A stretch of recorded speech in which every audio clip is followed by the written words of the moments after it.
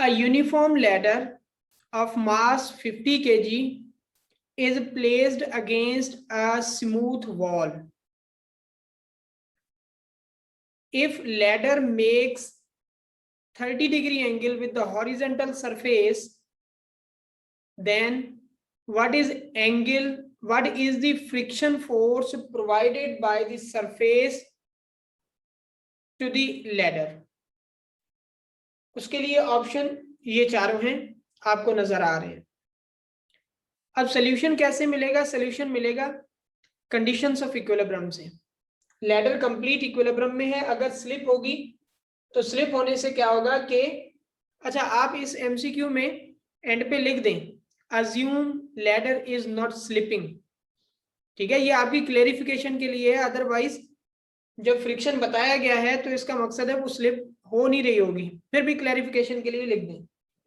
Okay, तो अब conditions of equilibrium apply करनी है।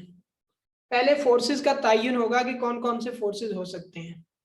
तो यहाँ पे एक तो फ्रिक्शन बताया गया है, दूसरा यहाँ पे नॉर्मल रिएक्शन हो सकता है अपवर्ड डायरेक्शन में, और यहाँ पे इसका रिएक्शन होगा normal reaction of the wall. ठीक, तो ये फोर्सेस हो सकते हैं। एक इसका ये वेट हो सकता है, वेट।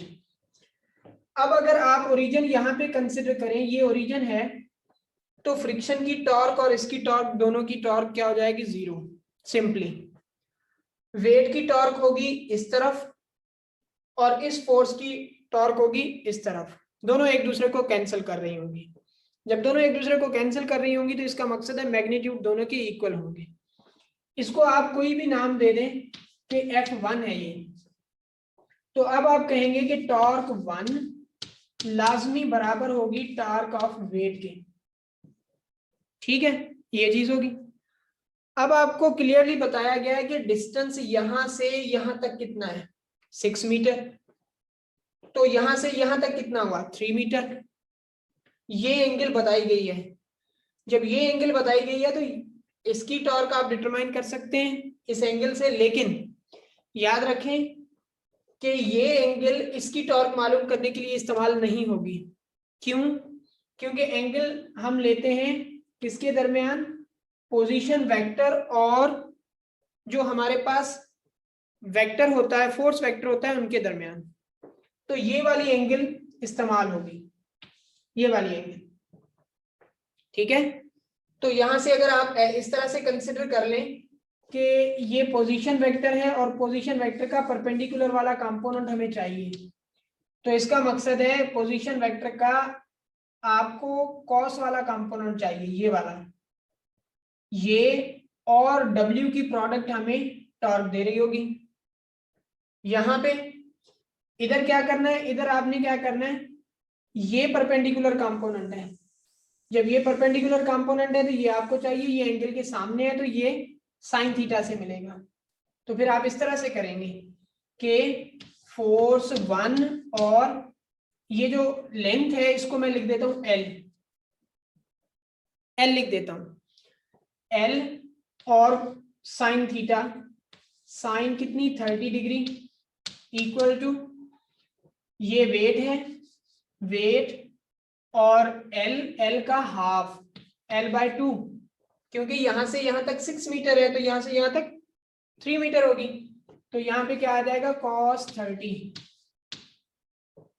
ठीक, तो अब आप इसको इस तरह से सॉल्व कर सकते हैं, F1 इंटू 6 इंटू साइन 30 होता है हाफ, इक्वल टू W होता है mg, m कितना दिया गया है? 50, 9.8 वेट, ये सारे का सारा वेट हो गया, ये हो गया 3, L/2 मीन्स 3, cos 30 मीन्स 0.866।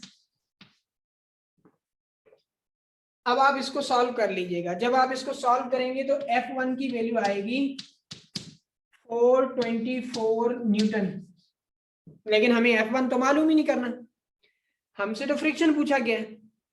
अब आप first condition of equilibrium apply करेंगे कि sum of all forces along x axis, sum of all forces along y axis 0। तो यहाँ पे दो फोर्सेस हैं x एक्सिस पे, एक फ्रिक्शन एक ये, तो इसका मकसद है फ्रिक्शन फोर्स F1 के इक्वल है 424, हमें चाहिए भी यही, तो हम यही लिख रहे हैं। So this is the solution, ये हमारे पास सॉल्यूशन है। So it is not difficult, लेकिन डेफिनेटली ज्यादा चीजों को इन्वॉल्व करना पड़ता है तो महसूस ही होता है कि ये डिफिकल्ट है और टाइम कंज्यूमिंग डेफिनेटली है।